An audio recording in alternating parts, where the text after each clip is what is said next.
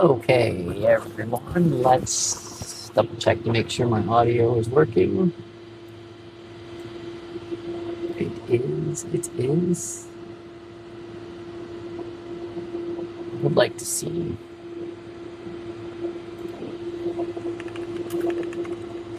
Let's see if the TTS is working. Test TTS. It is great. Okay.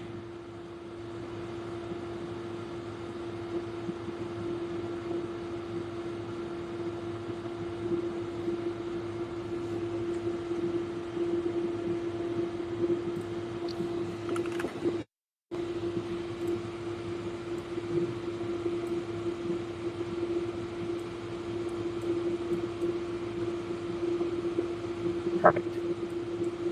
Okay, let's head on outside and let's get what we need to get done accomplished today. Hope everyone is having a lovely day. It is a beautiful day here on the farm. Absolutely gorgeous, gorgeous day. So today we're going to actually talk about some permaculture things. We're going to talk about swales, ditches, and all of that kind of good thing.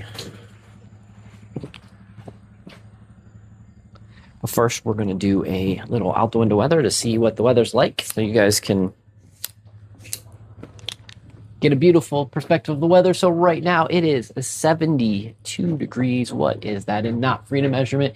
In not freedom measurement, that is 22. So 22 or 70 something degrees. Beautiful. I was playing out the beehive today and I got stung right there. So absolutely silly of me. So let's spin this around.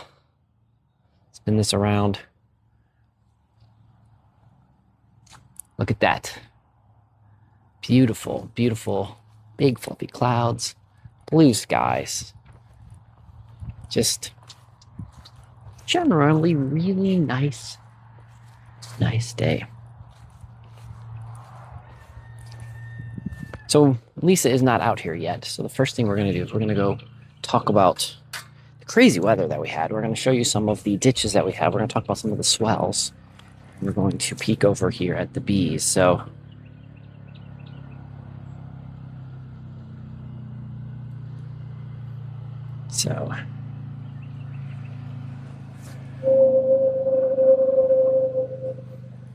hello, my friend. Oh, by the way, if you're interested, I'll show you. If you'd like to see, some people like to know where the cameras are. So here's one camera. This is the camera, and that camera peeks down the path that way.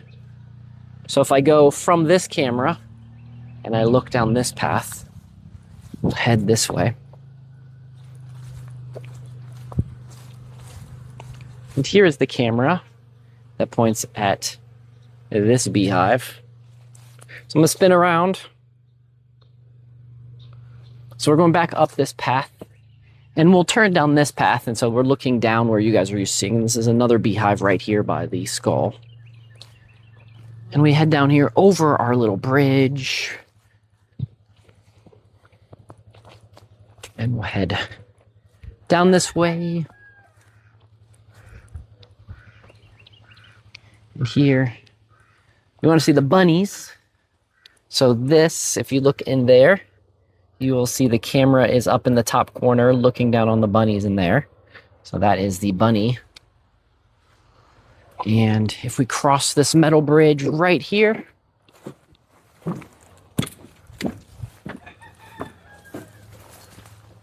this is the view. There's the camera that is on the pond. That is the view of the pond, which happens to be right across from the barn. This is our pallet barn. We built ourselves. So we crossed the pallet barn, and some of you that follow Lisa's channel, just to know, and see, you'll see the pecker sign. There is the camera that is here in the barn.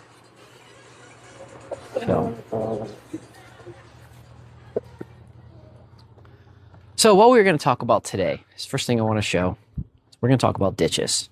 So I have a couple swales. You can't really see the swales that much this time, but I'll show you some really good ones up on the mountain later. Hold on one second.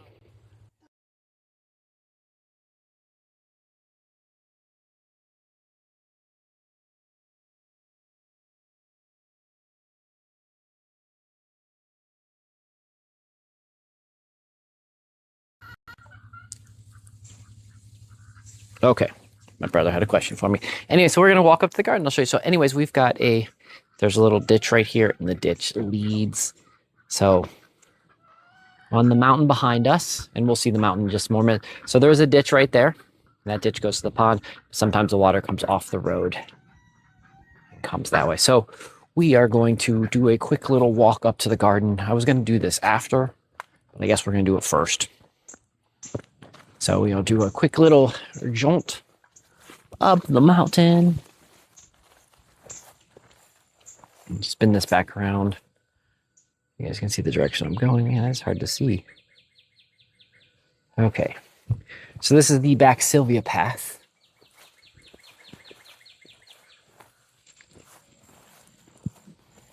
So we're going to actually go see some swales because my brother needs some direction to know where to put some stuff. We are enhancing our hugelkultur bed. So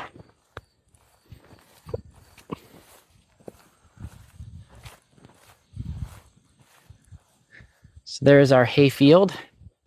That's where my little sister lives, next behind the shipping container. So we have 33, 34 acres here in southern West Virginia, the lovely, beautiful town of Flat Top.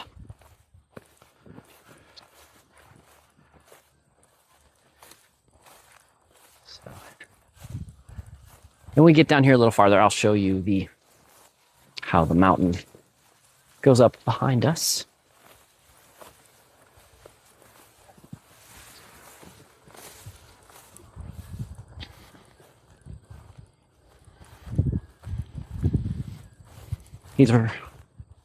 This is the just-in-time victory garden for those that's not seen it before.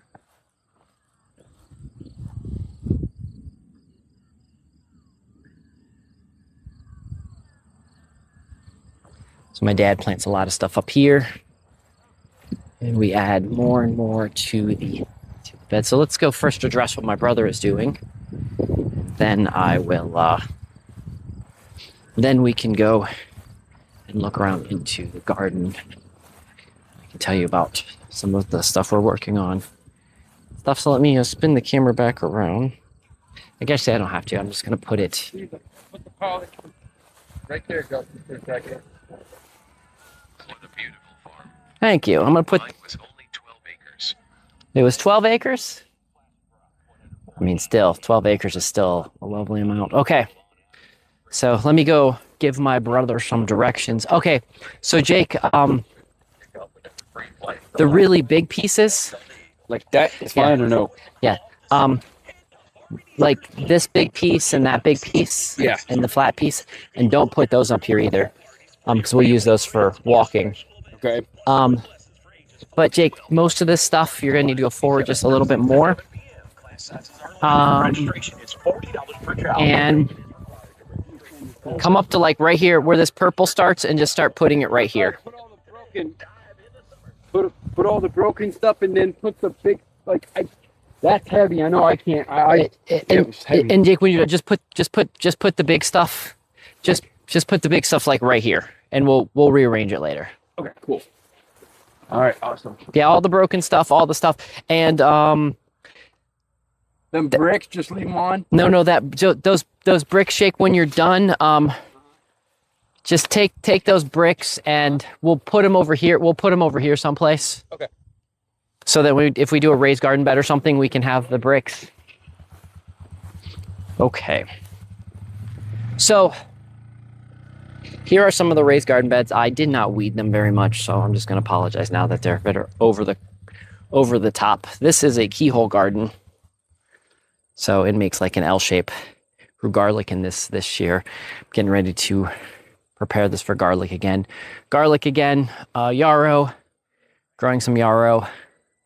These are where my grapevines live. Grapevines are going to live here. We're going to actually attach them.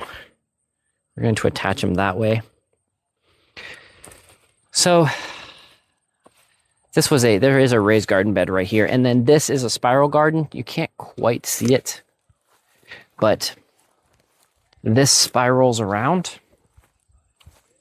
And it does a couple really nice spirals and ends in this tree. So I will be doing some more with the spiral gardens. Here is this is the cemetery that is in the middle of my property. Of the people that lived here before me that are planted here. Our family cemetery will be put right next to this one. My PTP. And then this area right here with all the white flowers, which all the white flowers are Queen Anne's lace. And let me do a quick little education for you because it's really easy right here. I was going to give you guys a quick little how to tell the difference between Queen Anne's lace, which is wild carrot, and yarrow, because they are actually growing side by side here. So this is yarrow, and this is Queen Anne's lace. So next to each other, you can see that they are drastically different. But when you're just peeking into a field like this, it can be rather difficult. So let me show you a couple of the little key things to look for. So first off, you can actually see how it is just clusters of flowers. And if you look underneath, you can see kind of like it's a star pattern, and it makes little clusters of flowers. Normally, and these guys aren't, oh, here's one. If you look right smack in the middle, you can see that there is a black flower. It usually has a black flower in the middle because that is where when Queen Anne pricked her finger, she touched the center of the lace. It has one black flower right in the center. But yes, this is wild carrot, 100% edible. You can feed it to your animals. You can eat it yourself. You can make carrot cake out of it. Absolutely lovely. Next is yarrow, which is also edible, but yarrow is more of a medicine. So, and this is yarrow, and as you see yarrow looks like it's got, the best way to describe it is it looks like it's got a bunch of little beehives on it. So you've got little tiny beehives, little clumps, little mountains, if you want to call them. Instead of fireworks or clusters, it's got little mountains. Now, the other thing I can tell you that makes it really easy is let's find some leaves. There's actually not a lot of leaves of Queen Anne's lace right here. It's this time of year. It's not really leafy. So I'll grab one here. This is a Queen Anne's lace leaf. So that's the entire leaf with all of the leaflets on it. And let me show you it compared to yarrow.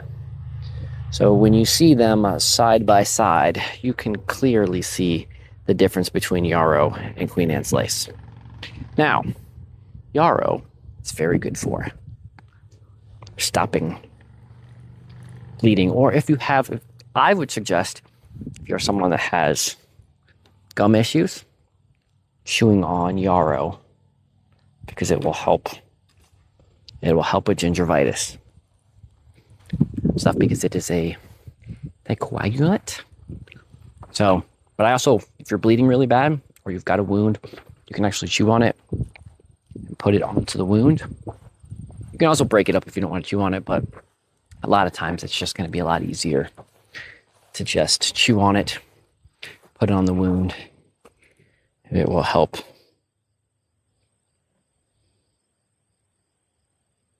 Stop it from... Why are you not turning around with the camera? Do this for just a second. Nope, that's not what I wanted.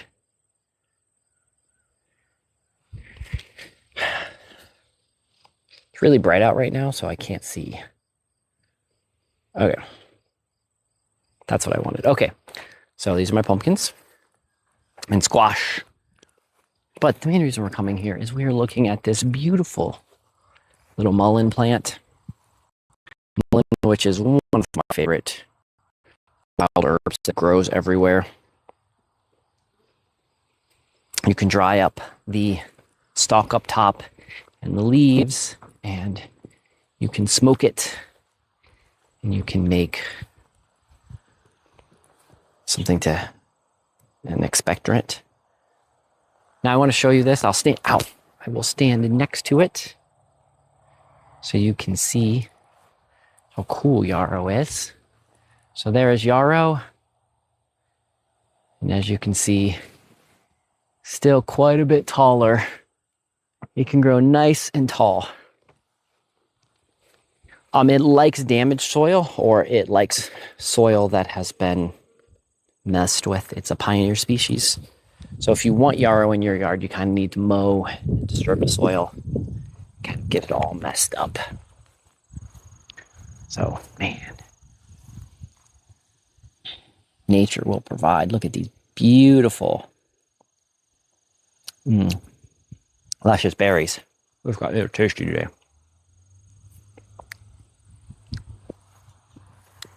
That was a little bitter. Tasty, nonetheless. Now, adventure back to the barn. Get our chores done. So if you guys are interested, probably soon. I don't know when soon is. Soon I'm going to do a class, a little online class talking about Queen Anne's lace, yarrow, and there's a few other things that if you're in Appalachia, it kind of mimics.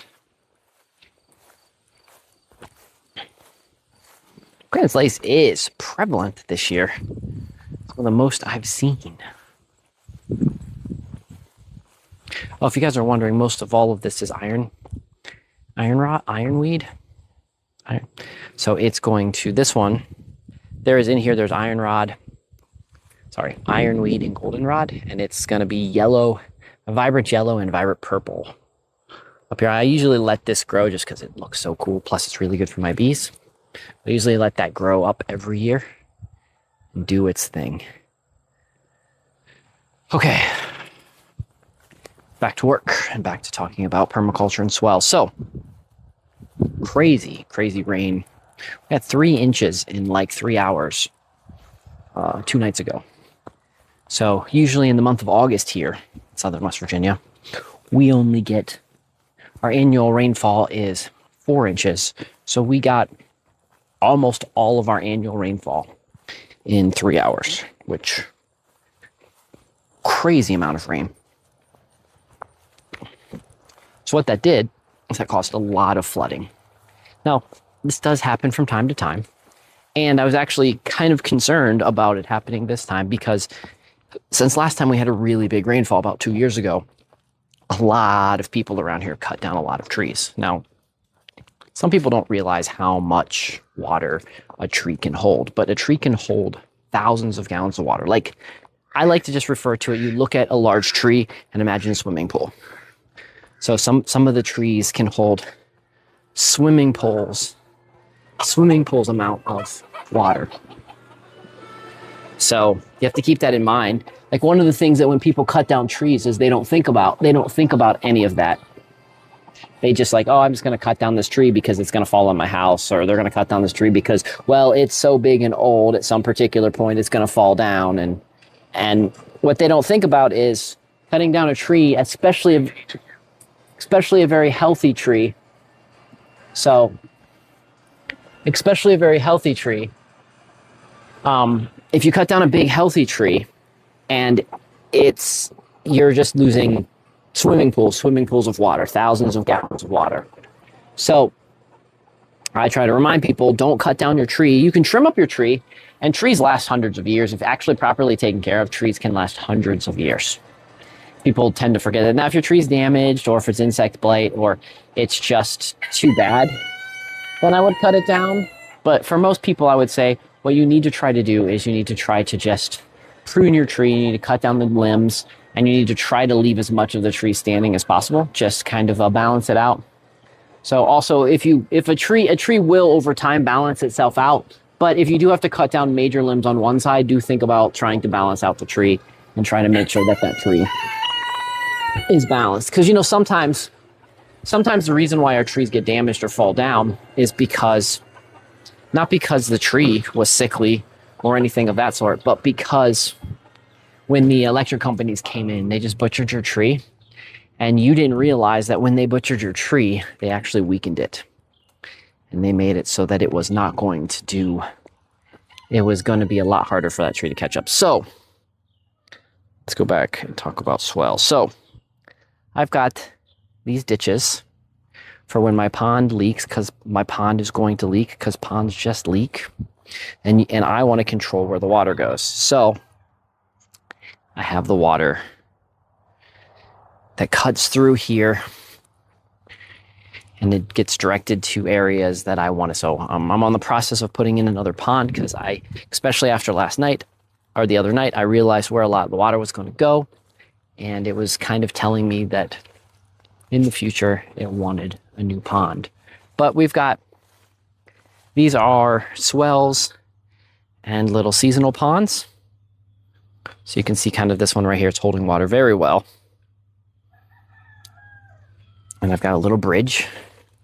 And then in here, I'm gonna walk over this way. So I've got a little swell here that runs. I miss the ranch even more with showing me those berries. With the contour. And then if we come over here, if you kind of look carefully down there, you can see where it's kind of like a swampy pond as well. So I have a swampy pond here. Now, unfortunately, I have no idea. Hopefully it comes back. I have no idea what happened to my weeping willow tree here. It just got sad this year. I've never seen a young weeping willow tree die, so no idea. And then if we come over this way, it's another angle from my pond. So I built this pond. This was just a little pond, just like a little place for water to sit in the wintertime and in like really wet times. And so I decided that I wanted ducks and I wanted frogs and I wanted salamanders and toads. So I put in this pond. So the one pond drains into this pond. The drain from this pond, it looks like it's got damaged. So I'm going to have to redo, next time this pond is extremely low, I'm going to have to redo the drainage for this pond. The drainage is, by the way, it is tucked away. It's tucked away over there, and it's supposed to drain that way into a pipe down into the next pond so that my so my banks stay nice and firm. But so I have put some, we had to put some bags right there to hold that bank in because it started really collapsing. So that's what you'll see. Some of the spots you're going to see is you're going to see feed bags full of sand and clay. And that's what, unfortunately, during some heavy rains, it gets exposed. But that's what you're seeing, and those are to hold up the banks. And then I've got that little pond behind. There's like a little sub pond behind this pond, and that is where when the runoff comes coming off the mountain, it goes into that pond first so that the water can come in slowly and not just come all the way out here and just eat away and also fill this up with silt. I let that particular little pond fill up with silt, and by letting that pond fill up with silt, that means I've got a smaller area to dig up. Now, of course, this pond still has to be maintained from time to time. I haven't got to the point where this is a completely functional on its own pond. One day.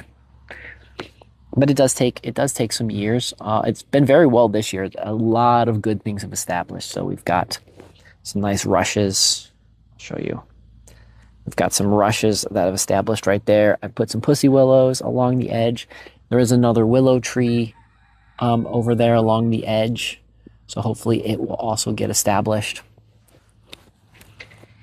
And then I've been reinforcing the banks. All the banks that you can see right through there, I've been reinforcing those banks. And then this bank where the camera is, has been, there is lots of logs, and there's a nice buildup, and then it slowly, instead of just a quick taper, it slowly tapers down, just like where I'm sitting right now on the south side of it. But there's a few things that just need to be There's a few things that still need to be addressed that I did not get set up appropriately, which I thought I did, but every time we get a big rain, I learn something new.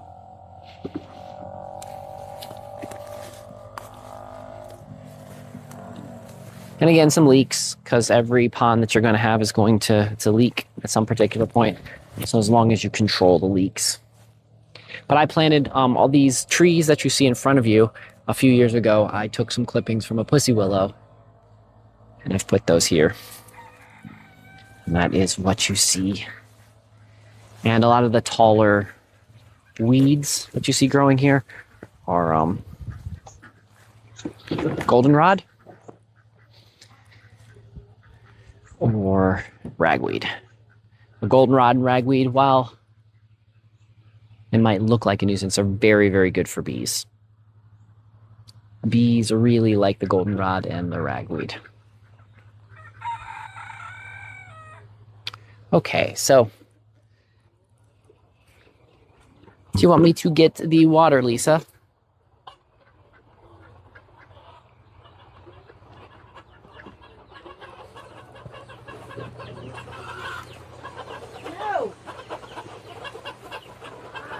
I'm dragging the whole thing away. I wonder if someone to cut these.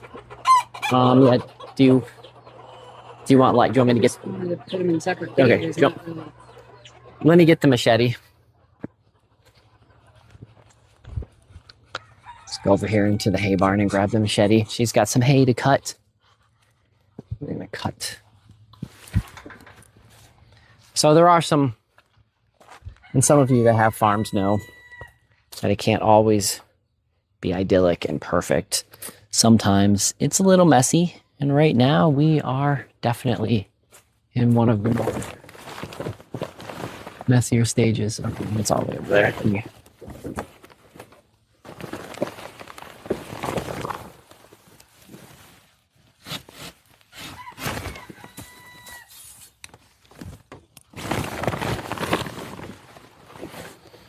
Nice rusty machete.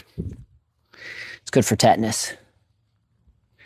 If you want to get a tetanus, you can just lick the rusty machete.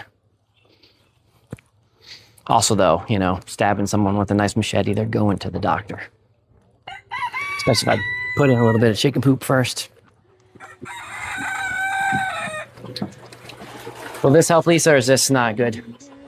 Yeah, I was actually looking for that, but I took it out of the post. Yeah, it's at least I usually stick it up in the rafter of the hay barn. Okay. So There's tree water. What really needs is hay, like from the ducks out there. okay, Some onions. okay. I'll collect some hay.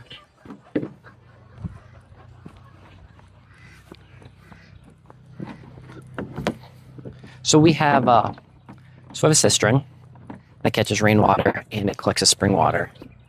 And that is what we use for our chickens. And then we have these nice, one thing it's awesome to recycle. These are cat litter.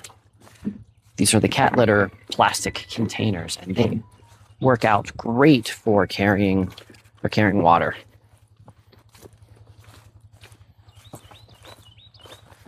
So I put you guys here.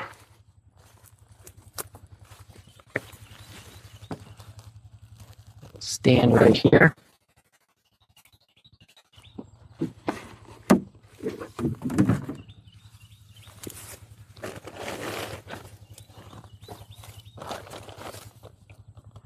Plug our cistern in and fill it up.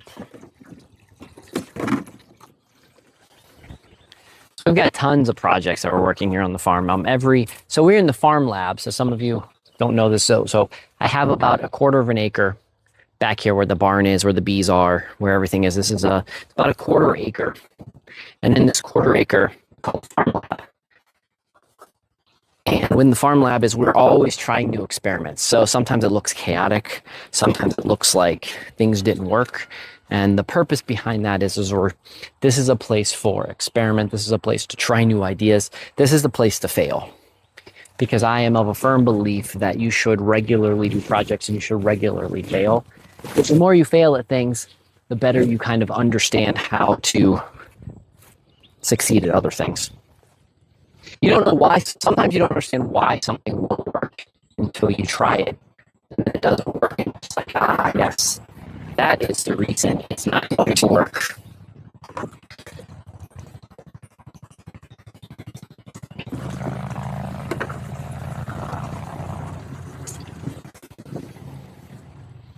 So we have some permanent structures here that are really good, and they do exactly what they want to do. So we have a lot of fruit trees. So we have a fruit guild throughout here with the different fruit trees that are in different areas because they do well, especially with letting the wild plants grow up around them to protect them, give them a little bit of stress, but also with the animals that we have.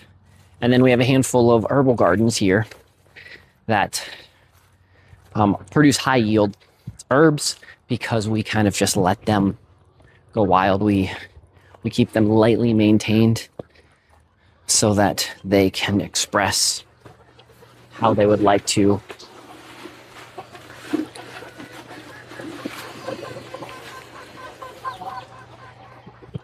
And then we have a few permanent permaculture structures. But then we also integrate the rabbits and the ducks and the chickens in here, and we use that for soil building. So I want to show you guys an example of some soil building that I did, because some people don't quite understand when I talk about soil building. So over 20 years, I just want to give you perspective. So if you see where those rocks are, I've put in probably, over the course of 20 years of being back here, I've probably added somewhere in the vicinity between 2 to 5 inches of topsoil. And that's topsoil that I made with doing chop and drop and the chicken hay, letting animals here, and just other things that we've added to make for soil building. And so that's kind of that's fairly a decent example of looking at how much soil. So if you go from the bottom of that block to the top of that block, that's how much soil that I've been adding in particular areas.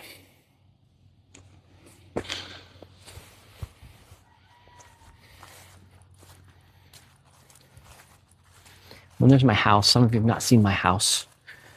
So my house is built in 1897. It's a Queen Anne Victorian. If you'd like to see it on the internet, you can type in Mavis Manor, Mavis Manor. It has a Wikipedia page. The history website is being redone, so I'm not sure what's on it right now. But we're redoing the history page of Mavis Manor. But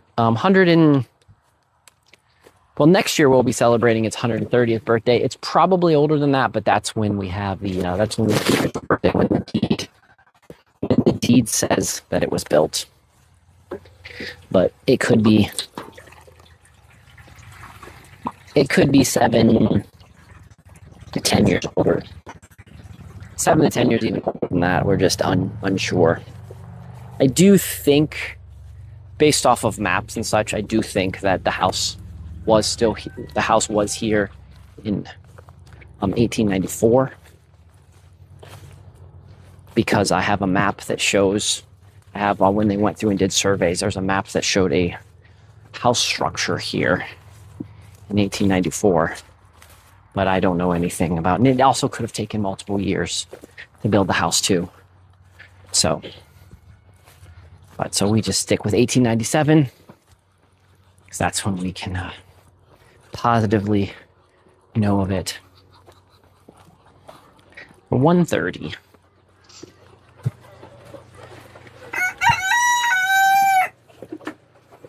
Okay, so we've got the good with water right now, so let's get some hay.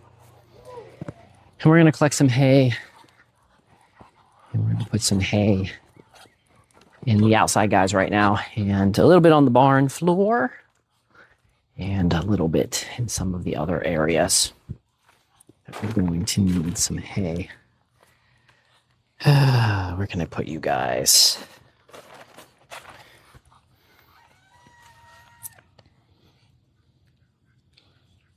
I'm going to set you guys like right here. You You guys can still see everything. If I set you guys right there. Yeah, in a minute I'll move to my first different angle.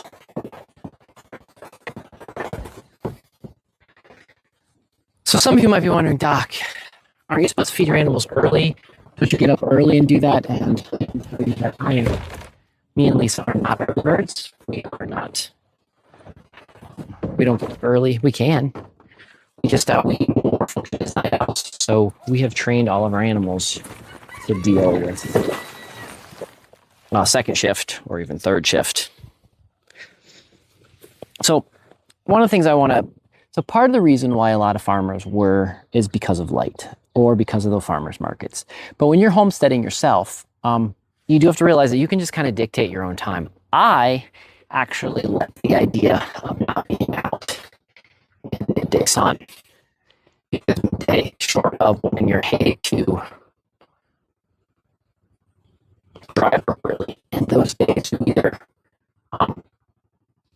cut the hay early in the morning or you cut the hay late at night.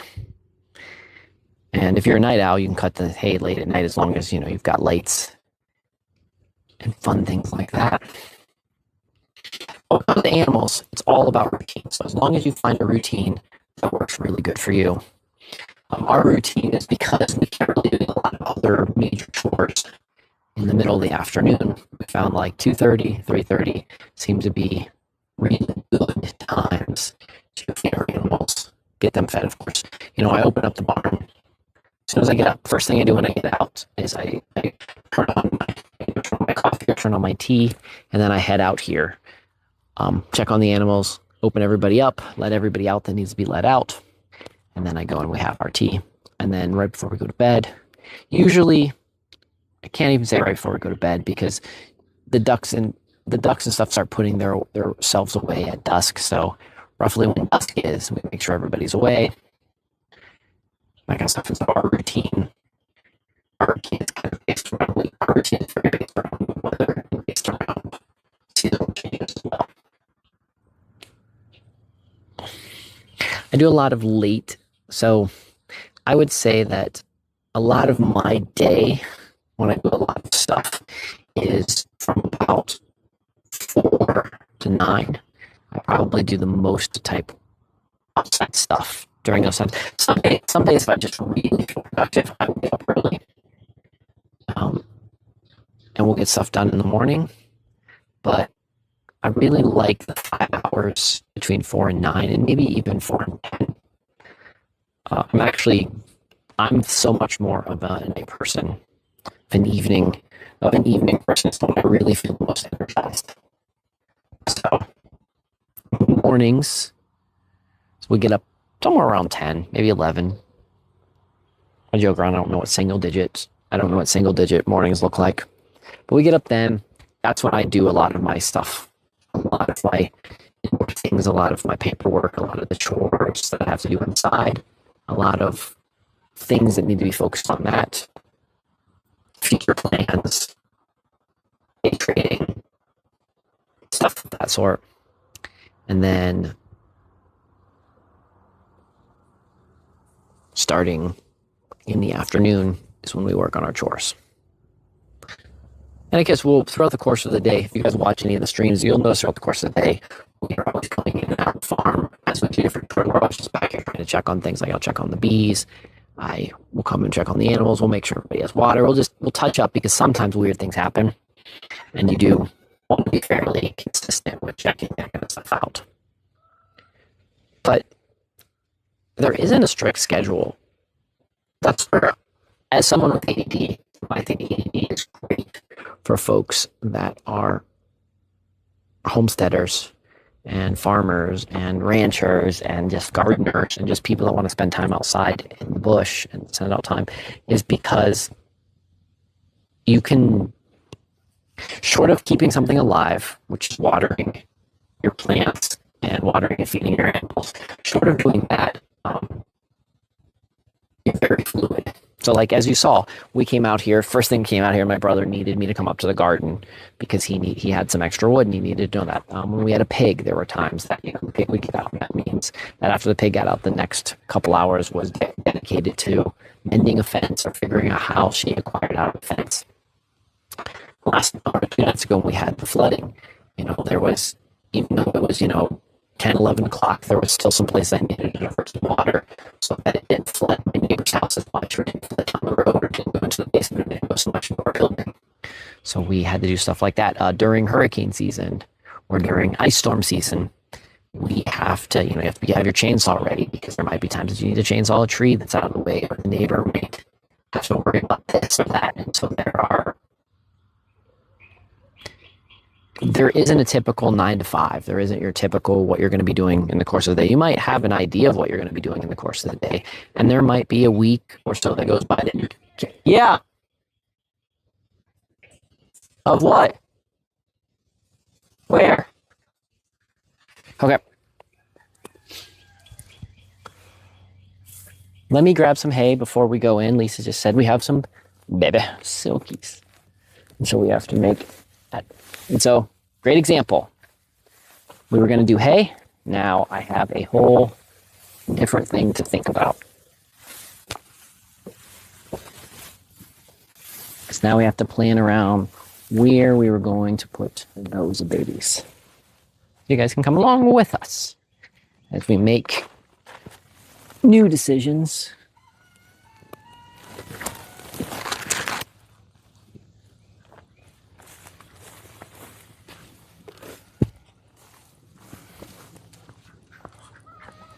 And as we decide where we're going to put our babies. Where are they at up there?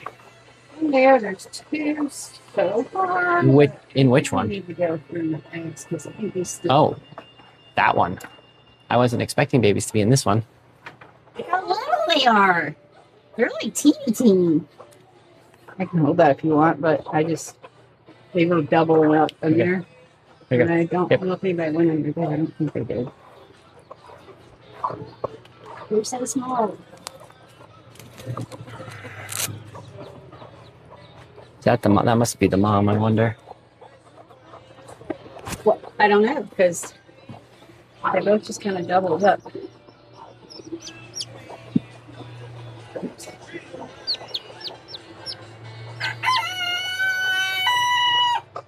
You can set them right here. They're not going to go anywhere. Look, right here. No, I'm not going to set them there. I'm going to set them over here for right now. In the safest cage that we have. Well, yeah, but we might have to do some rearranging.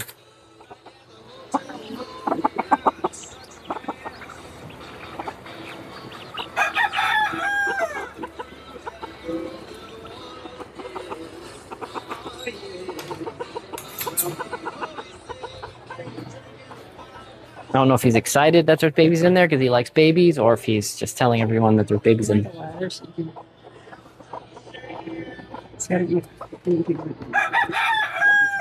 Got the ladder? Yeah, I'll get it.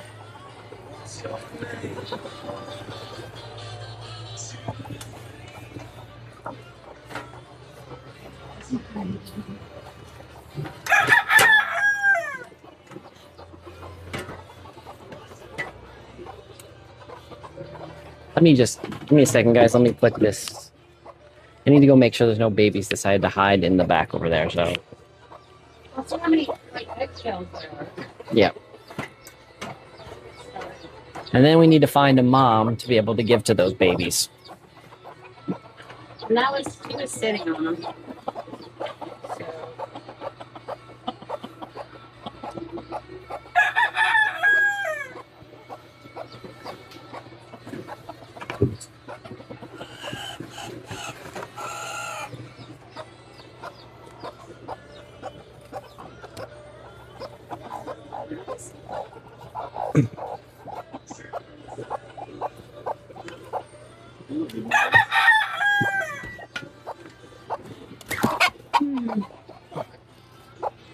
Did you count eggshells?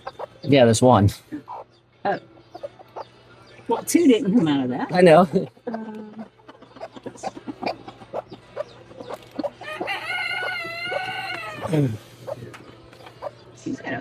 feed. Probably gonna be some of the food. Any more under her? There's 2 eggs. Open shell, I guess. Okay. Back there. Are you going to lift this up, or I need to block it? Or...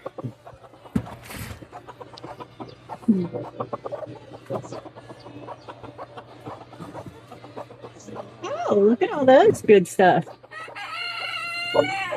Here is a new egg. Okay. So nothing. Nothing. Absolutely nothing.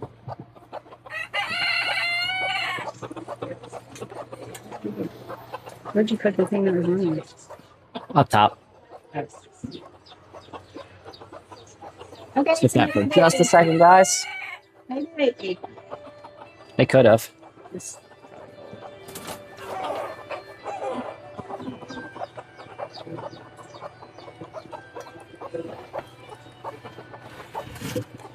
Well, I'm thinking if we put it here, maybe it'll block that hole so they don't fall down there. Oh no, we're not. We're gonna. Oh, no more of them in here. No, we're probably gonna.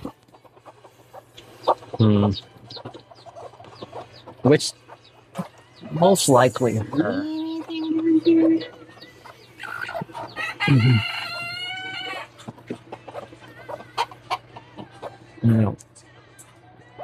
I don't know. Something stinks. I don't know I don't think it's this egg. where it's at. Might be the ones below.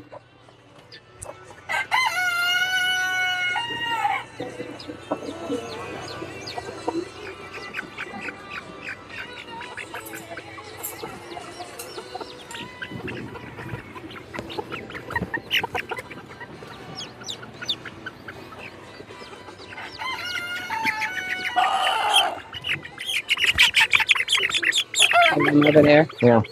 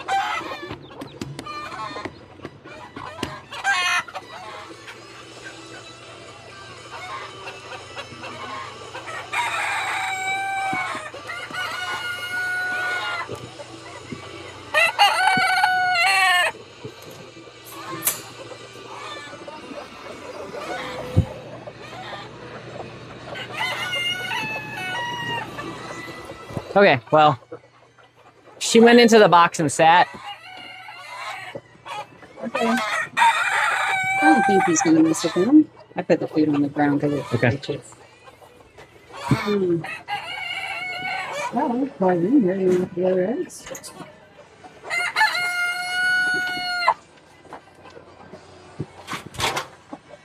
There's nothing up there. It had to be that one that stunk. One of those stinks. Okay.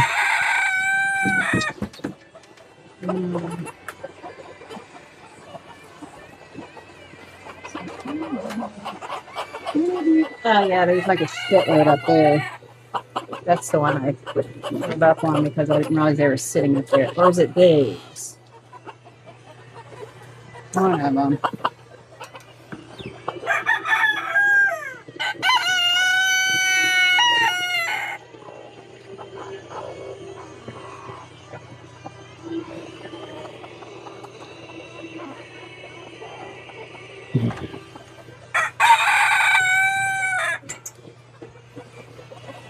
Are you sitting on the stinky egg? Yep. Be careful, you guys squirted out, egg squirted outside.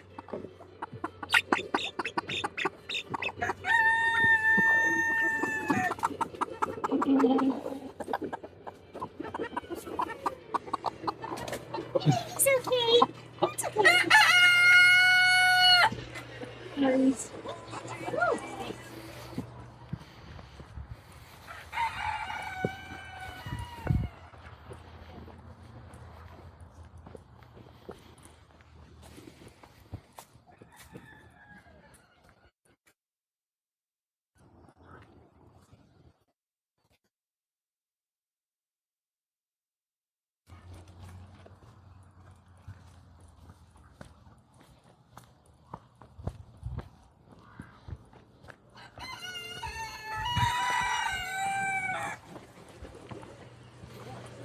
Yeah, that was it. Yeah. Okay. Are you down in here? Yep. You want to look in here? Since you're here. Okay. Everything else is sitting nice. Just over the top. Maybe, or maybe there's not one.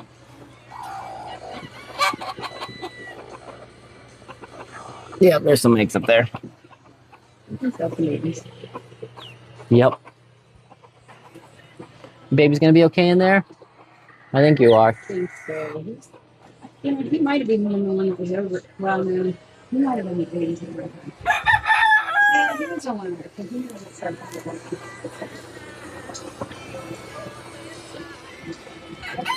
Hey, don't bother. The babies.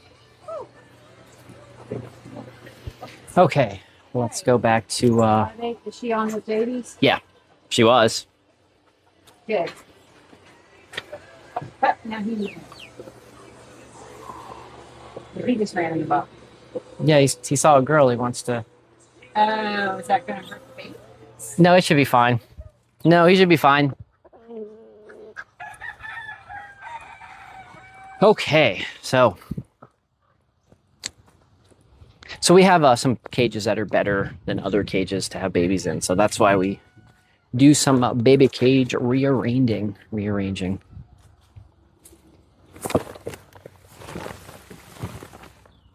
So here we are in the hay barn. I've got a big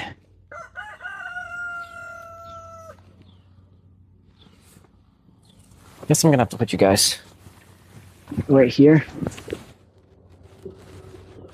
so I can get to the hay.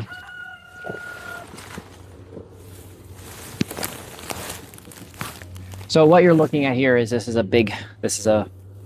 one of the big round bales of hay. Because right now, our hay baler doesn't work, so I have the neighbor cut and bale our hay. By doing that, he gives us a couple bales of hay.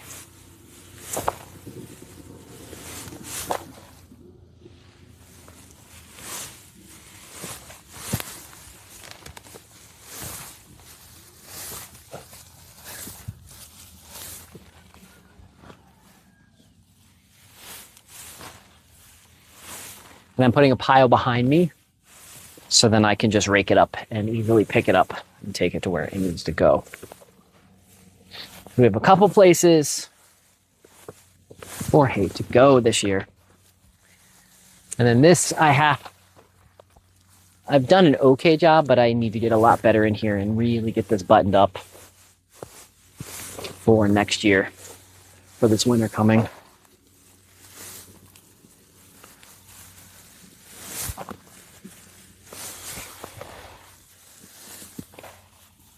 Because it's done very, very well for the last couple of years, but right above me, you can't see it right now with the way the angle is, but the tarp that I have up is currently down.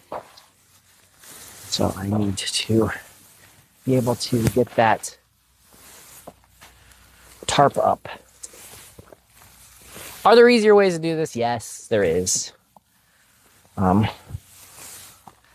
I don't need a whole lot of hay, that's where we're kind of, and plus it doesn't mind if it's already in small things because we're just picking and putting it, some of it for the rabbits and some of it for the ducks.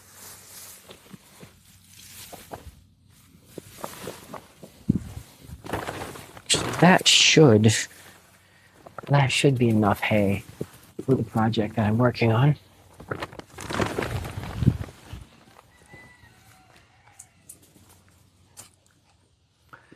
I'm just gonna have to set you guys up here for right now.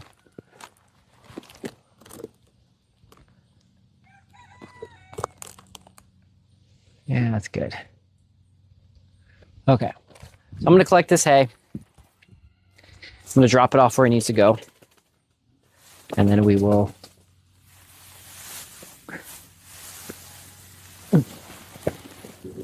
be back.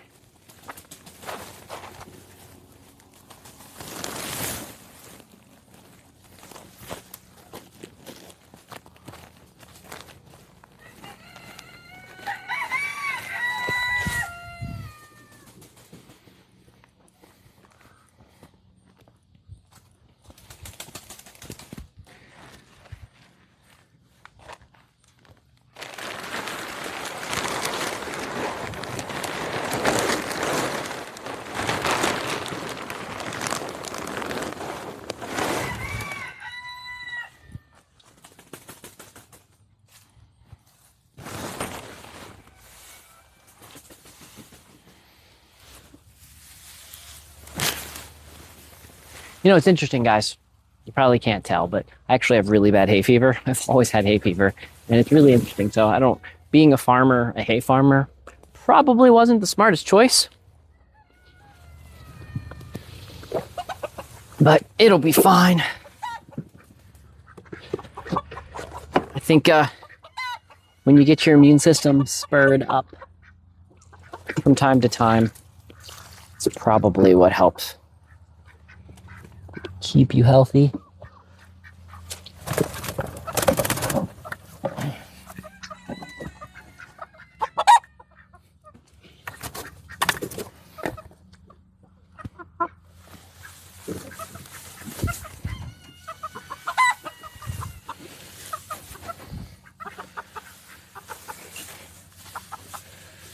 I'll be right back and grab that in just a second. I just need to put down this hay in the spot that was easy for me to come back and pick up the camera. If you hear flapping in the distance, what's happening is a lot of the ducks, they take water baths, a mix between a water and a dirt bath. And a lot of times they take their baths where they'll stick their head into the bucket of water and then they just flap around. And they get that. So it's kind of like a mix between a dirt and a water bath. And it's loud when they do that.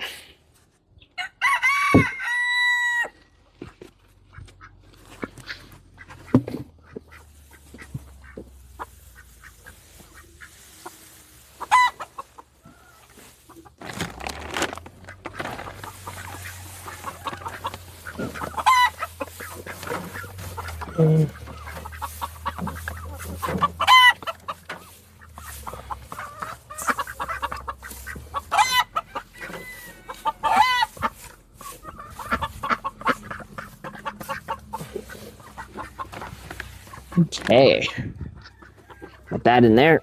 So what I was doing is just putting some hay into with the ducks. So unfortunately, one of these ducks are blind, and so her two boyfriends are here to protect her. And she only had one boyfriend for a while, but we had 3 Swedish, and then one day we only had 2. And I have no idea, none whatsoever, what happened to the last Swedish, because it's like it went into the barn and never came out. So maybe one day when I clean out the barn, I'll find where he adventured to, or he got taken away, and I did not realize it.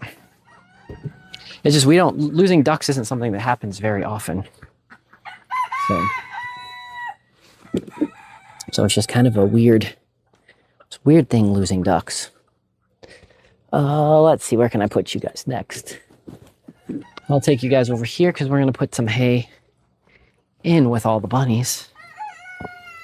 So I think I can put you guys like right here. You should be able to see just about everything.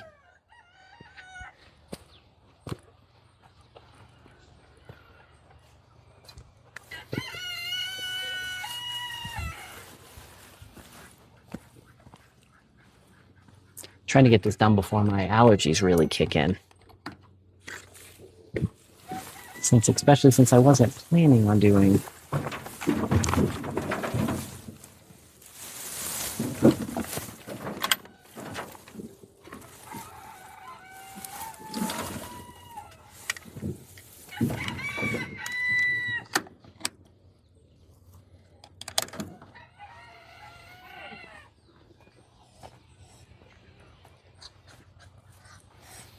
hay today.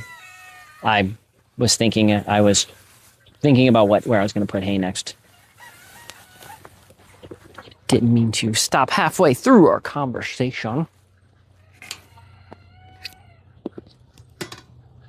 If you guys have questions, if there's anything you want to see, anything you guys want to know, just ask.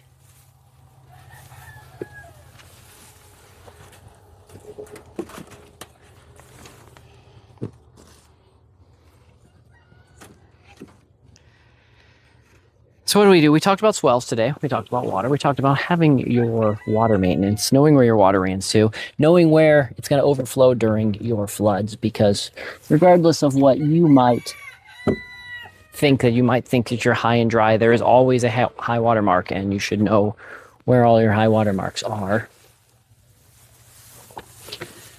So if you know where your high water marks are, make sure that you have a plan so when water reaches that high water mark, you can deal with it.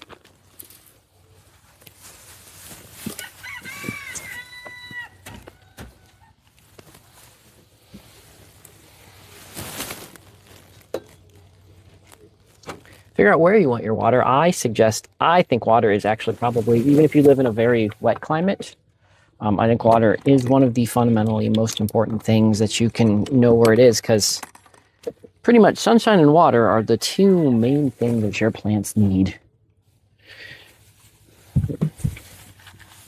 It's like Brondo. It's what plants need. It's what plants crave. So just make sure that you know where your water's going so that you can optimize your water usage, so you can be using it and not wasting it. I like to also, side note here, if you slow down the water, slow water is less destructive than fast moving water. So I like to slow my water down so that it is not as destructive as it could be.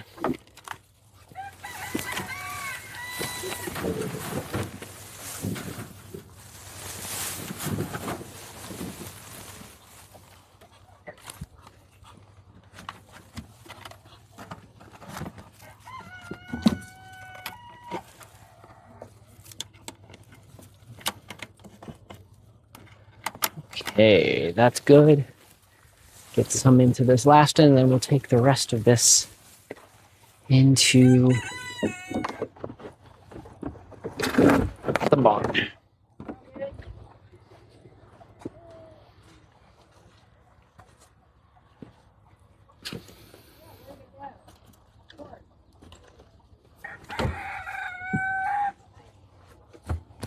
Okay.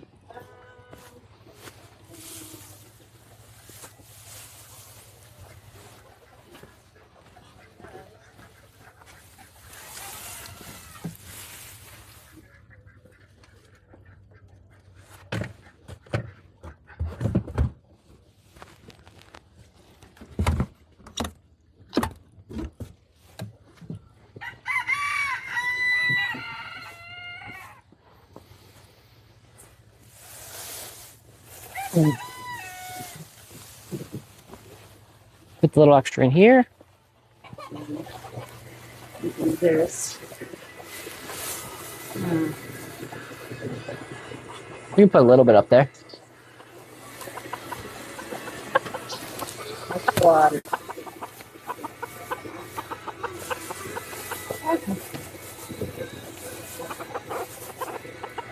So maybe the girl's picking on them.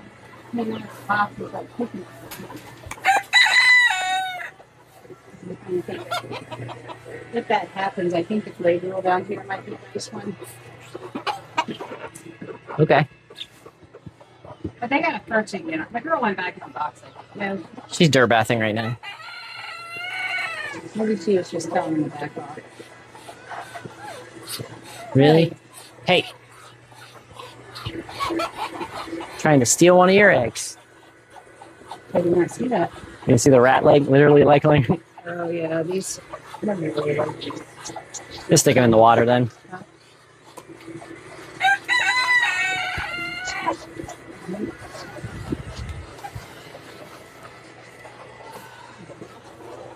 Okay, I'm not gonna close up the hay barn just yet. So I can come back out here in a bit and get some You want to just get the bunnies today or two? Hey, what's up? You can give them you can give a little bit of food. I just shoved some stuff in there.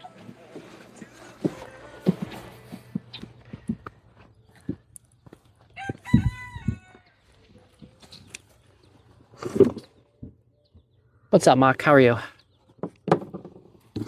We are just finishing up doing some farm chores. Fun. Had to do some rearranging. Had some new babies be born that we weren't expecting, but no big deal. You go close the gate. I can just take you guys with me. Go close the gate up this way.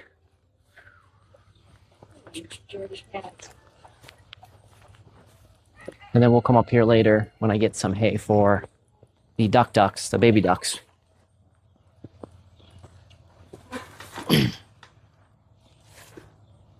And we should be good. Let me spin this back around because tired of seeing my mug.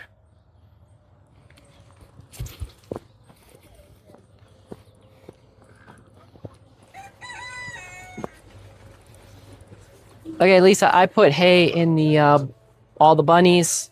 Oh, you already did? And I put hay in the 2 ducks. You already got all? Yeah. Making piles. Okay. And then I'll come get some hay in a little bit for the the baby quacky ducks.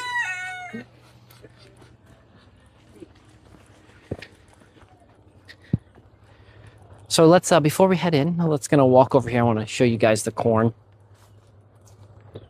Peek in and see the corn so you guys can see how cool it is. I want to show you just the size. I'm so excited because it's so tall right now. It's a good 6 feet tall. Yeah, there's my corn. And I've only have a couple stalks, but I can't wait to save some and grow some more next year. But you guys can see how tall the corn is. It'll give you perspective. And let's say I have average hands. When I buy gloves, they're usually large. So you know, there's a good that one's probably 8. That was probably 8 feet tall. So very cool. I'll show you one other thing that you guys probably don't know about. You might be interested. I was working on it today, and I want to show you this is my pawpaw tree. It's doing very well. Hopefully I'll get pawpaws from it next year. Anyways, bees, pawpaws, pass, bunnies, tree in the face. Yeah, I'm just really short. Yeah, just really short and really tiny hands. So, but anyways, excited about all that. So I'm gonna head in, kind of finish out a couple more things I need to do inside. Anyways, thanks for joining me on this fun adventure today. We got everything, we got the ducks and stuff. We got everybody fed. We talked about the swales, where the swales were going. and how to deal with swells and how to deal with your water. Dogs meeting on two guys. That was only a 5 feet tall constant JKLML. And swells, how to control your water, pay attention to your water, working a little bit off. And we'll get more in depth in future things in the very near future. But I want to thank you guys for hanging out. It's good to have everybody hang out, come through, all that kind of stuff. I hope we had a good Tuesday. My Tuesday's been good too. By the way, I don't know how much I'll be online tomorrow. Tomorrow is Lisa's birthday. Lisa turns 50. Crazy.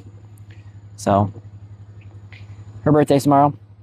And all the other kind of stuff. Anyways, thank God for hanging out. Hope you guys have a beautiful, wonderful rest of the day. I will, I'm going to, if you're watching this on Rumble, I'm going to host somebody after this. So, that's where it's going to go. But anyways, guys, thanks for hanging out. And remember to live slowly, love deeply, and fear nothing. I'll see you guys later. Stock.